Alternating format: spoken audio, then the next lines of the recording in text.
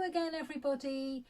Yesterday I was showing you how to do some stenciling on fabric, and today I'm going to do a little bit of an extension of that, just some other ideas of how to make some stencils. First of all, well, I'm Amanda from Rhyddhewch Museum, and we are making a quilt for the museum. Well, we're making two quilts actually for the exhibition that we're going to have when the museum reopens. So one of them is a digital quilt, which I don't know much about. Someone else will tell you about that. And the other one is a fabric, a real quilt that we're inviting people to decorate their own squares of fabric, and then we will sew them all together to make a quilt. What we're looking for is for people of Rhyddhewch on their responses to the pandemic. So yesterday I made a little stencil on fabric of a runner bean pattern, because runner beans have marked my lockdown quite significantly. I started growing the seeds in April, just after lockdown started, and watched them grow, and of course I've been eating the beans for about 3 months now as well, so that was quite a lockdown success. But today, yesterday we made these stencils from card, and I showed you how to cut shapes and then stencil it onto the fabric using some kitchen sponges, just like this, regular kitchen sponge, but I'm going to just show you a slightly different process of making a stencil, a bit more abstract, this one. First of all, the most important thing is that you have a square of fabric. I've got an old shirt here that I've cut up. You could use calico or just any sort of medium weight sort of cotton fabric. This is quite lightweight really, but it's absolutely fine.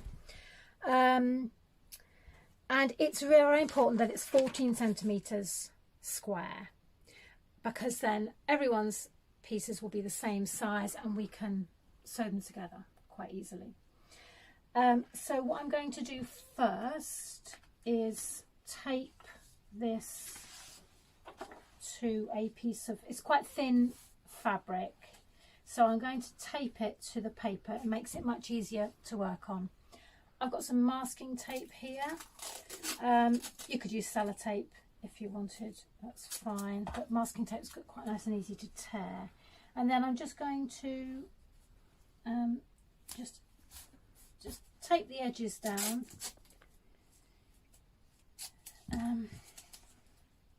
It also gives us a nice bit of seam allowance there on the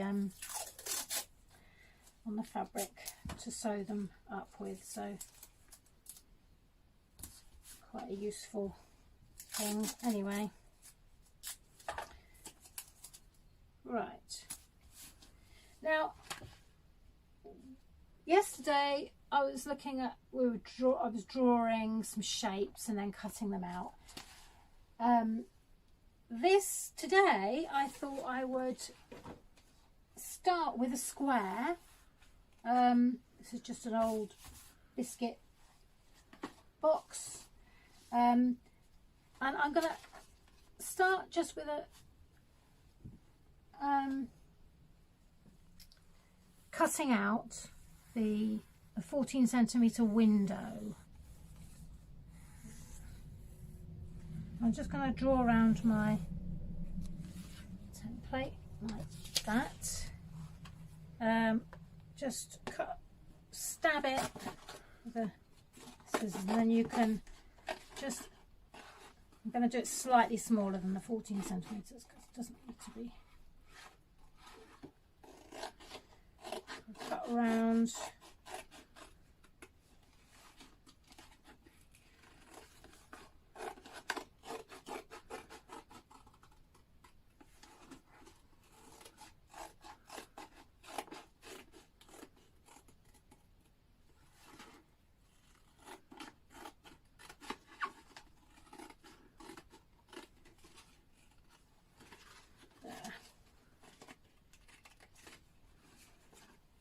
So I've just got a frame. Now I've just got some more thin card here. I'm just going to cut some strips, some thin strips of card.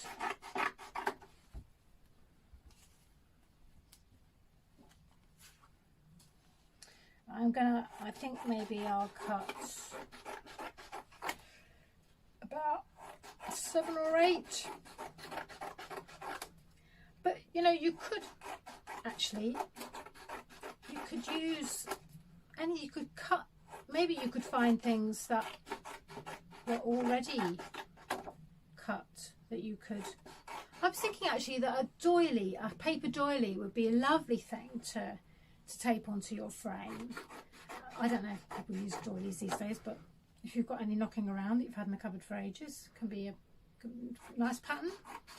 Or even, we know when you make snowflakes from paper, you fold up the paper. You know, these are all different ways of kind of making holes in paper that you could use as a stencil. So, having cut this to 14 centimetres, I know that this is the right size for what I'm working on. So I'm just thinking now, I'm just going to do, you know, you could play around with this here. What I'm doing is I'm creating barriers where the paint will not get to the fabric. So, you know, you can make any shape here, you know, like that. You can, if you can just sort of see, you know, that would be the pattern. You can sort of see the pattern that you would get from that. I'm going to make a more ordered pattern here. I was thinking of my runner beans again, so I'm kind of thinking maybe of like the bean poles. This is a bit more of an abstract approach to making a stencil, making a pattern. So I'm just going to sort of arrange these like this.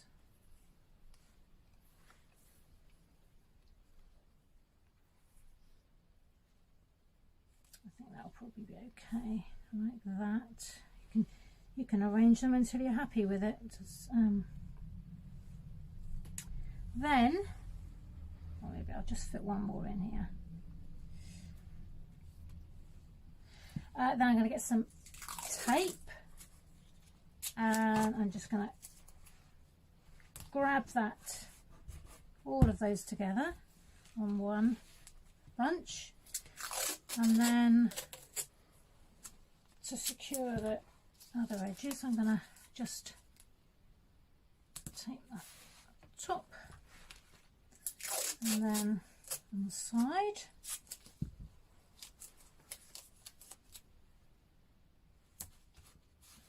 So what we've got now is a sort of cardboard framework with a pattern on it. Exactly the same process as we did yesterday. So I've got my square of fabric here, and I'm going to put that down on. You can. It's all white and white, but you can sort of just see the masking tape through. You know, that's the edges of my fabric there. So you could, if you want to be sort of double careful, you could tape this down so that it doesn't move on the paper.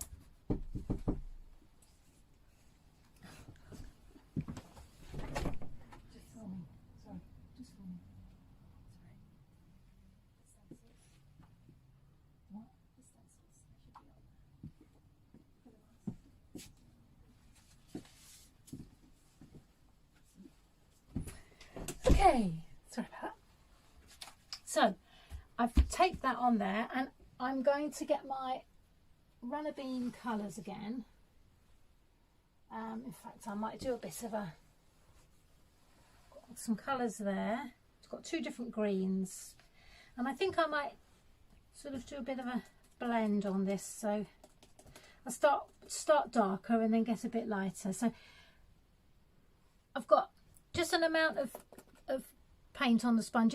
It's really absorbed into the sponge, but it's not, there's not a lot on the surface. And I'm going to dab really quite lightly.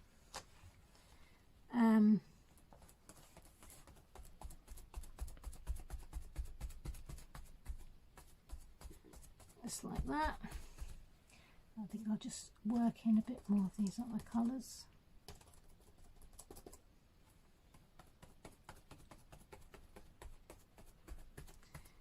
If you overwork it, then you can find it bleeds a bit. So for a nice smooth kind of edge, just want to be, it's quite a light hand really. But I recommend doing several of these. You know, if you have several pieces of fabric lined up, then you can just play with it really. So okay, so I'm just going to take that off, and then there you have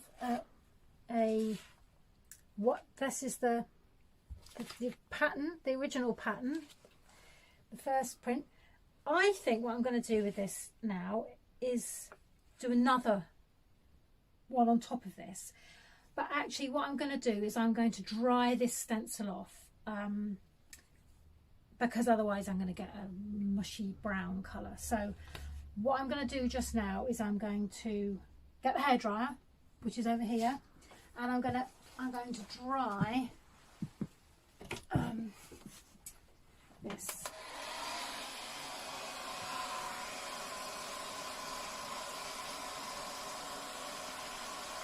You can just wait for it to dry, but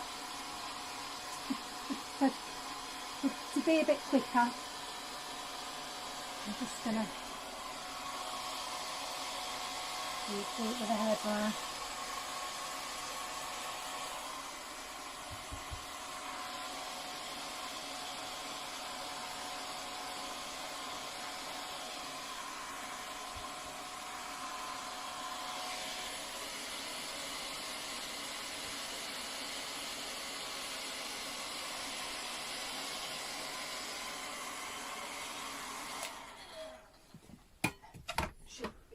Okay,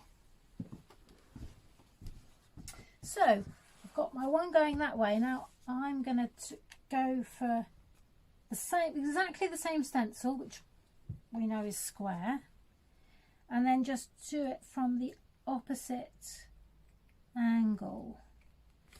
So I've just put it on the back on the fabric, but the other way. And then I'm going to get this red colour. I've just used ice cream lids to mix they make perfectly good palettes for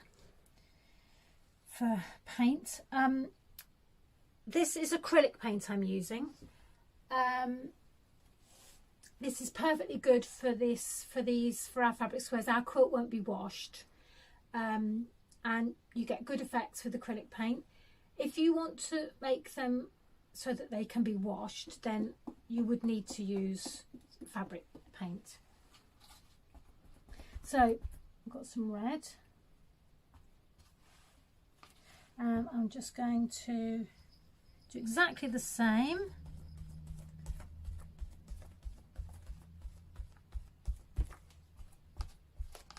I think I've got enough here. Might need to add a bit of yellow. Oh, see, I'm wobbling, but that should be fine. You can always get it back. I'm going to put a bit more yellow on the on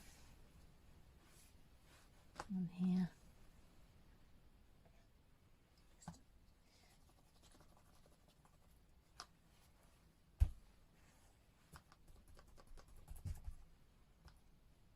Okay. Again, it's quite absorbed into the sponge. It is a bit sticky, but you kind of feel your way with it, really.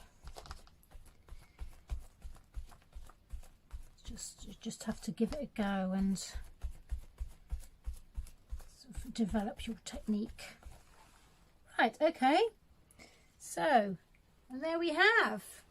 It's a rather more abstract runner bean pattern. There. So, that's another way of making a stencil. One final way, which is a little bit more involved and a bit more advanced, is actually, you might see up here, got a little acorn pattern there that I've been working on, and I thought that might be quite a nice. I've drawn it onto this piece of card.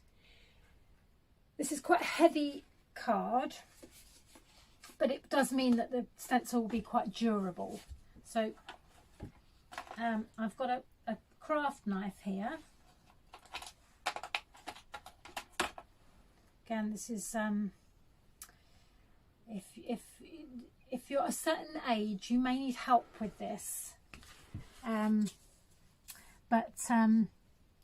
so if you're wanting to, you may need adult help with this, but I thought it would be nice showing in case there are some people who want to just give this a go.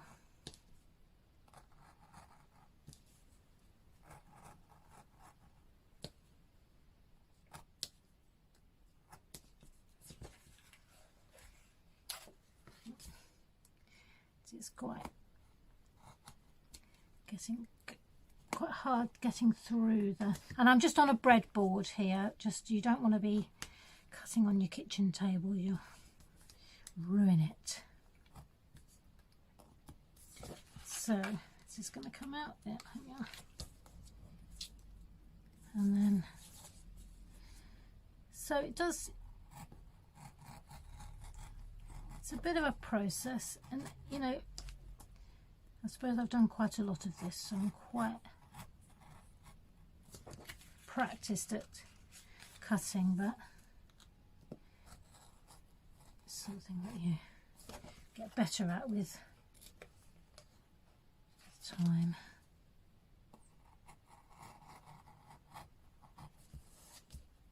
Been loads of acorns this year in the woods.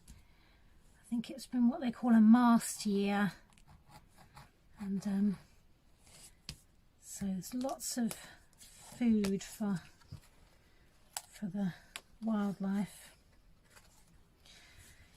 Yeah, just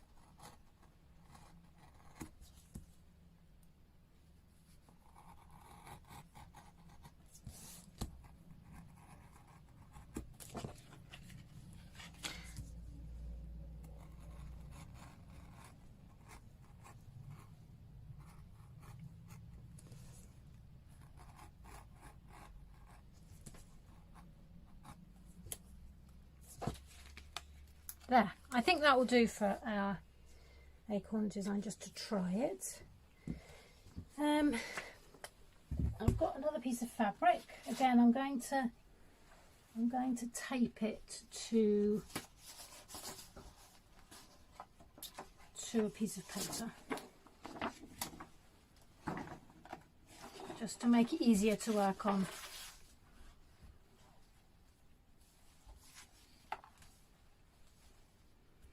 With some masking tape.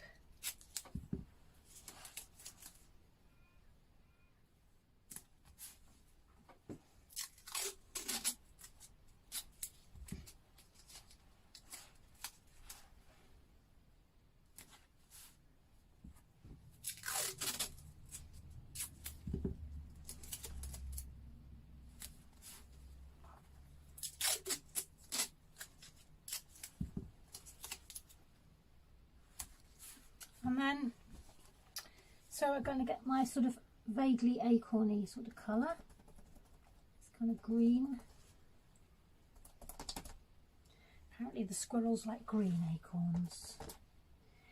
The red squirrels certainly like green acorns. There we are, just got the paint on the sponge there, and I'm just going to, if you, yeah, you can tape it down if you want to be super cautious, but I'm just going to hold it in place and then just dab it on like that. And then there we have a little, I'll do another one here as well.